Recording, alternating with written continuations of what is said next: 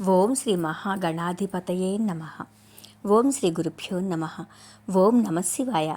శివపురాణంలో త్రిపురాసురుల గురించి తెలుసుకుందాం. గురుదేవా, త్రిపురాసురులు అంటే ఎవరు? వారు ఏ విధంగా సంహరించబడ్డారు వివరించండి అంటే అడిగాడు కృష్ణశర్మ. చెప్పటం ప్రారంభించాడు రత్నాకరుడు. దితి కశ్యపుల కుమారుడు వజ్రాంగుడు, అతని భార్య వరాంగి. వీరి కుమారుడు తారకాసురుడు, బ్రహ్మ వరప్రసాది, ముల్లోకాలను గడగడలాడించిన దానవేంద్రుడు. చివరకు ఉమామహేశ్వరుల పుత్రుడు దేవసేన అయిన కుమారస్వామి చేతిలో మరణించాడు. తారకాసురునికి ముగ్గురు కుమారులు. వాళ్ళు తారకాక్షుడు, కమలాక్షుడు, విద్యుద్మౌళి. తారకుడు మరణించగానే అతని భార్య కుమారులను తీసుకుని పాతాళానికి పారిపోయింది. అక్కడే వారిని పెంచి పెద్ద చేసింది. శుక్రాచార్యుని వద్ద విద్యాబుద్ధులు నేర్పించింది. ఆ బాలురు ముగ్గురు కూడా దినదిన ప్రవర్ధమానమై సకల శాస్త్ర కోవిదులయ్యారు. తమ తండ్రి మరణ వృత్తాంతం తల్లి వల్ల పూర్తిగా తెలుసుకున్నారు. తండ్రి మరణానికి కారణమైన దేవతల మీద పగ తీర్చుకోవాలని నిర్ణయించుకొని మేరు పర్వతం దగ్గర పరమేష్ఠిని గూర్చి 10,000 సంవత్సరాలు తపస్సు చేశారు. వారి తపస్సుకు మెచ్చి బ్రహ్మదేవుడు ప్రత్యక్షమై ఏం వరం కావాలో కోరుకోమన్నారు. రాక్షస ప్రముఖులందరూ కూడా అడిగినట్లే చావు లేకుండా వరం కావాలి అన్నారు దానవులు.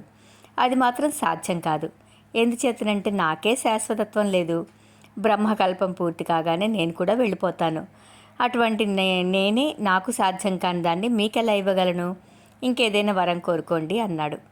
బ్రహ్మదేవుడు ఆలోచించారు. తారకాసుని పుత్రులు పరమేష్టి రథము కాని రథమెక్కి, విల్లు కాని విల్లు ధరించి, వారి కాని వారిని తొడిగి, బాణము కాని బాణము సంధించి ఒక్క దెబ్బతో చంపగల వీరుని చేతి యందు తప్ప మాకు మరణం లేకుండా వరం ప్రసాదించు అన్నారు. తథాస్తు అన్నాడు బ్రహ్మ. విధాత, అంతేకాదు, మేము ముగ్గురము నివసించటానికి సకల సదుపాయాలు కలిగి లోహ నిర్మితమై కామగమనం కల 3 పురములు కావాలి. సకల ఐశ్వర్యాలకు సకల భోగాలకు ఆ పురములు నెలవుగా ఉండాలి అన్నారు. వారి కోరికలను అనుగ్రహిస్తూ ఆ 3 పురములు ఒకే చోట ఎప్పుడూ కలియరాదు, అలా గనక కలిస్తే అవి నాశనమైపోతాయి అన్నాడు బ్రహ్మ.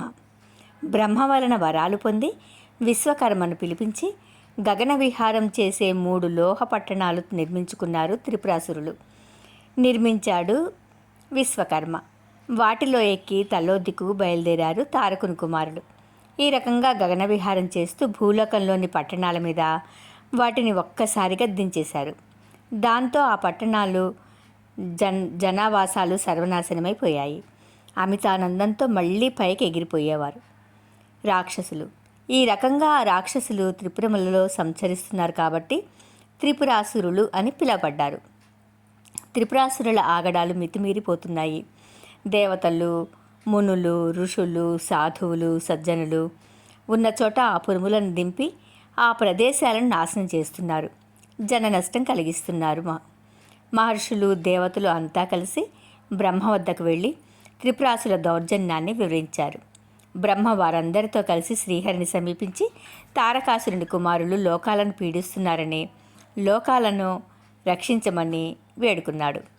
అప్పుడు శ్రీ మహావిష్ణువు వారితో, దేవతలారా, మహర్షులారా, త్రిపురాసురులు రాక్షసులన్నది నిజమే, కానీ వారు శివభక్తులు, వేదాంగ విధులు, నిత్యాగ్నిహోత్రములను నిర్వర్తిస్తారు, వైదిక కర్మలను శాస్త్రానుసారము ఆచరిస్తారు.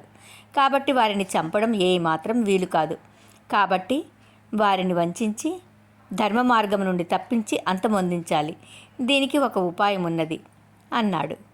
బౌద్ధ మతాన్ని సృష్టించి శిష్య ప్రశిష్యులతో త్రిపురములయందు సభలను ఏర్పాటు చేసి బౌద్ధమత ప్రచారము కావించండి. నేను సమయం చూసి వారిని సంహరిస్తాను అన్నాడు విష్ణువు. దేవతల వ్యూహం ప్రకారం త్రిపురములందు బౌద్ధమతము బాగా ప్రచారం పొందింది. సృష్టి అంటే స్త్రీ పురుష సంయోగం, వర్ణ వ్యవస్థ, ఆచార వ్యవహారాలు, నియమనిష్టలు మానవ కల్పితాలు. దేవుడనేవాడు లేడు. కర్మలకు అర్థం లేదు. వేదాలు కొందరు స్వార్థపరులు రాసుకున్న గ్రంథాలు. ఈ రకమైన ప్రచారాన్ని త్రిపురాసురులకు కూడా నచ్చింది. వారికి వినాశకాలం దాపురించింది. విపరీత బుద్ధులు పుట్టాయి. అప్పటిదాకా వల్లెవేసిన వేదాలు పనికి మాలినమయ్యాయి. నేమనిష్టలు గంగలో కలిసిపోయాయి. వావి వరుసలు లేవు, వర్ణ వ్యవస్థ లేదు, ధర్మం భ్రష్టు పట్టిపోయింది, కర్మలు గాలిలో కలిసిపోయాయి. ఈ అదను కోసమే వేచి ఉన్నారు దేవతలు. విష్ణుమూర్తి నాయకత్వంలో పినాకపాణి దగ్గరికి వెళ్ళి త్రిపురాసులను సంహరించి లోకాలను రక్షించమని వేడుకున్నారు. బ్రహ్మవరం ఇచ్చినట్లుగానే భూమి రథం, రవిచంద్రులు రథచక్రాలు, 4 వేదములు హయములు, బ్రహ్మదేవుడు సారథి, మేరు పర్వతము విల్లు, శ్రీహరి శస్త్రము. ఈ రకంగా రథమెక్కి పరమేశ్వరుడు త్రిపురాసురుల మీద యుద్ధం ప్రకటించాడు. పాశుపతాస్త్రాన్ని సంధించి త్రిపురాసురులను వధించాడు. 3 పురములు కూడా బూడిద రాసులైపోయాయి అంటూ త్రిపురాసుర సంహారాన్ని వివరించాడు రత్నాకరుడు కృష్ణశర్మకి.